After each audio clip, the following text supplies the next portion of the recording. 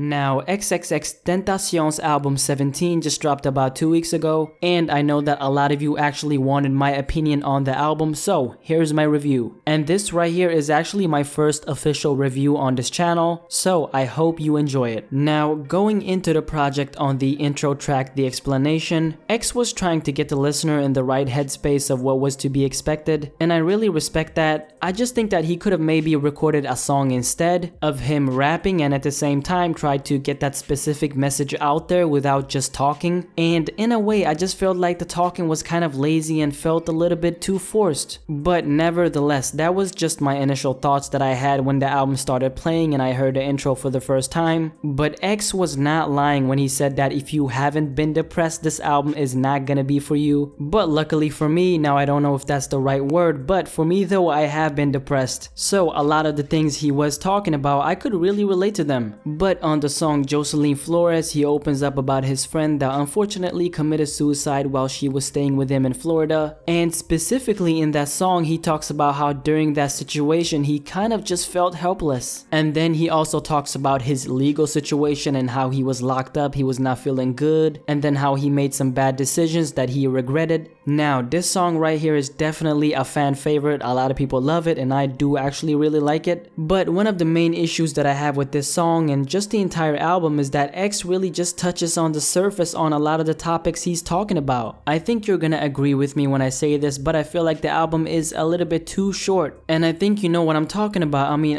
22 minutes, that's really not a long time. Especially not a long enough time to give a vivid image of the experiences you're talking about. But the main purpose of the album, as we all know, was to help people who suffer from depression. And of course, that's something that I really respect. But I'm really disappointed in the fact that all the intros were just so long. And if you really compare it to how short most of the songs were, most of the tracks on the album really only consisted of a stretched out intro, a lot of hooks, and the album was simply lacking in straight up rap verses. For example, a song like Save Me is a great example of this. X doesn't really start singing on the song until the 57-second mark. He doesn't really go in depth about anything in specific. The only thing he really says is, "Tell me when the fuck is it all gonna end? Voices in my head tell me I'm gonna end up dead. So save me before I fall. So save me, I don't wanna be alone. So save me before I fall. So save me, I don't want to be alone." And as I was hearing this, I was just wondering, who are you talking about? Are you talking about God? Are you talking about a friend who's gonna save you? Why do you feel that way? Can you maybe elaborate on that, X? I mean, there was just so many holes that he could fill and maybe give us some more lyrical content so we know exactly what he's talking about. And all around, I just feel like a lot of the songs needed more depth. So imagine if one day you went to a buffet and at this buffet they only had one plate of food. Now, would you not be disappointed? Of course you would be disappointed, because when you go to a buffet, what do you expect? You're expecting all these different alternatives of food that you're gonna be able to eat, but then you show up and there's only one plate. Now, this is exactly the way I felt about this album,